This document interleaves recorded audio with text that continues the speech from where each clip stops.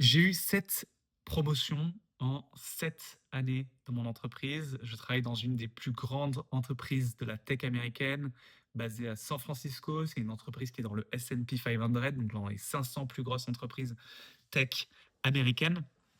Et donc oui, tous les ans quasiment, voire même plus des fois, j'ai été promu. J'ai à chaque fois une nouvelle mission. J'ai commencé dans ma compagnie. J'étais juste un simple vendeur, c'est-à-dire que je faisais des appels tous les jours, 50 appels par jour pour vendre des produits. Et aujourd'hui, aujourd'hui, je suis en arrêt de travail. Pour ceux qui me connaissent, vous le savez. Pour ceux qui ne me connaissent pas, je vous expliquerai à la fin un peu mon histoire. Euh, mais aujourd'hui, mon job, c'est de manager une équipe d'une quinzaine de personnes et de gérer les deals avec des grandes entreprises de la restauration en Amérique du Nord. Donc, je suis en charge des contrats avec des marques comme McDonald's.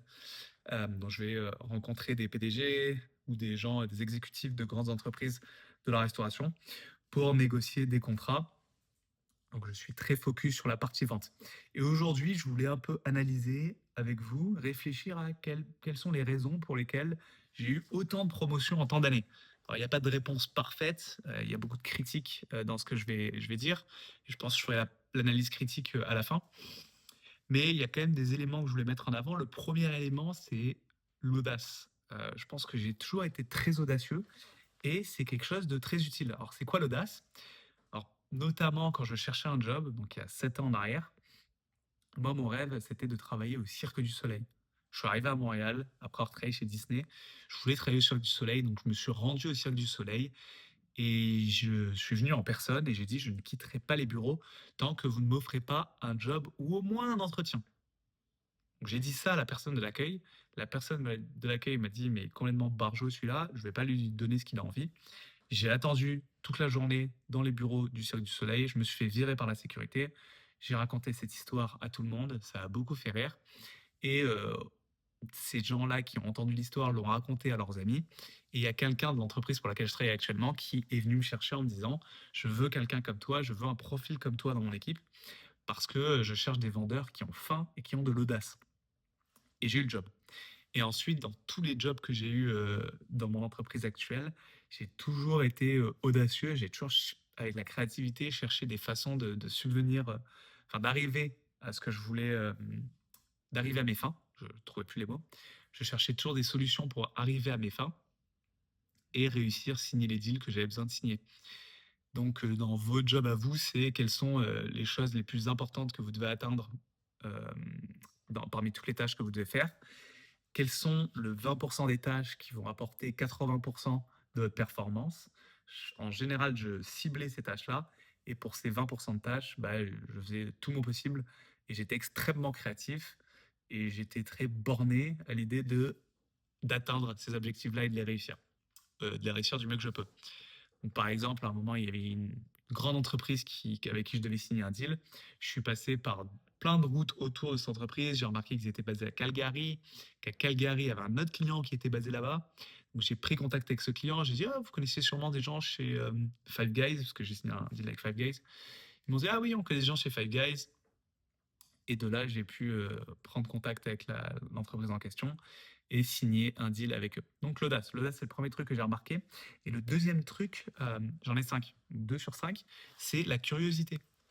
J'ai toujours été curieux dès que on me lance dans un travail ou on me lance dans une tâche. J'aime bien savoir tout sur cette tâche. Donc, dans le métier dans lequel je suis, je connais très bien l'industrie dans laquelle je suis. Je vais toujours me renseigner sur LinkedIn ou lire des papiers journaux ou enfin sur Internet pour me renseigner un maximum sur le sujet. Et même, je vais rencontrer des gens dans l'industrie pour tout simplement leur poser des questions et leur parler. Voilà, rien d'autre. Juste en apprendre un maximum et aller à fond sur le sujet. Pareil, quand j'étais à Disney, je travaillais sur la marque employeur. Donc la marque employeur, c'est comment attirer les meilleurs talents pour venir dans mon entreprise en utilisant des outils marketing. Et ben là, j'avais carrément j'avais écrit une thèse sur le sujet. Donc vraiment, j'étais allé très très très loin dans la curiosité sur le sujet pour en savoir un maximum et être une source d'information pour tous mes collègues sur le sujet qu'on traite. Donc audace, curiosité, aussi j'ai noté empathie. Empathie avec tous les gens autour de moi. J'entends souvent que pour réussir en entreprise, il faut être un gros requin, il faut être un gros connard et être très égoïste. J'ai jamais été comme ça. J'ai toujours eu, je pense, de l'empathie pour les gens avec qui je travaille, essayer de comprendre le point de vue de chacun. Parce que je pense que si on comprend un peu le point de vue de chacun et on a une compréhension claire de l'endroit où chacun veut aller, bah, on peut s'entraider et on peut nous-mêmes aider les autres personnes et nous les mettre dans la poche, en quelque sorte. Alors, je le fais pas volontairement pour les avoir dans la poche, mais ultimement, si on aide, si on comprend bien les objectifs de chacun dans l'entreprise, dans l'organisation, et qu'on aide ces personnes-là, ben, ultimement, ça va nous aider nous aussi. Aura des bonnes relations avec tout le monde et la réputation que j'ai dans mon entreprise est très utile.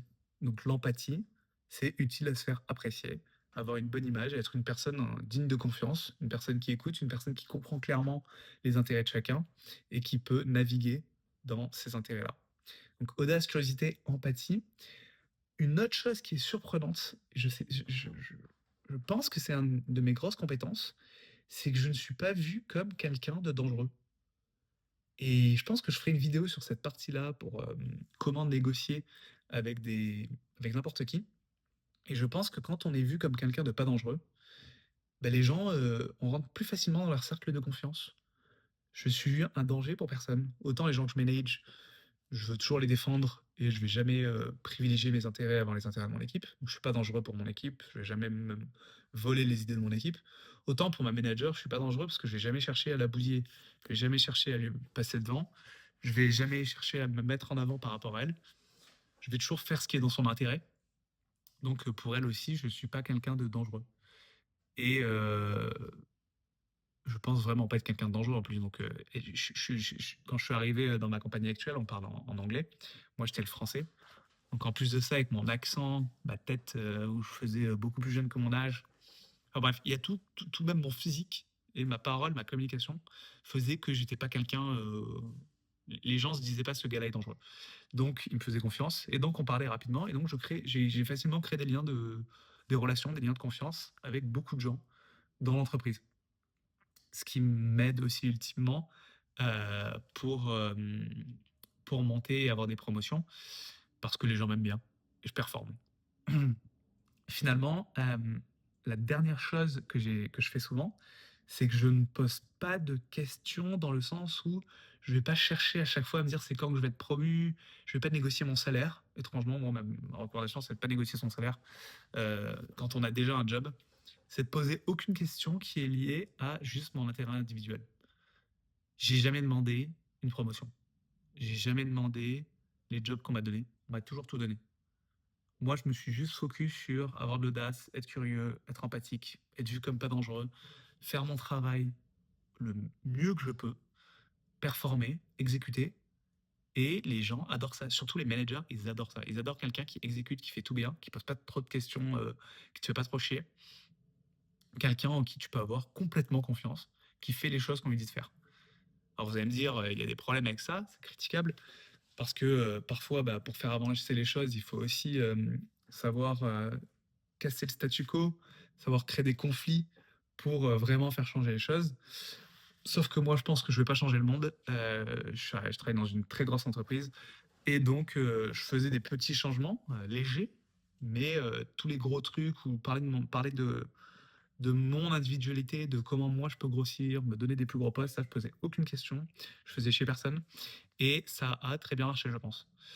Donc voilà, je pense que c'est les 5 choses importantes. Alors, les critiques qu'il y a à faire à tout ça, c'est que premièrement, je suis en Amérique du Nord, c'est beaucoup plus simple d'avoir des promotions rapidement.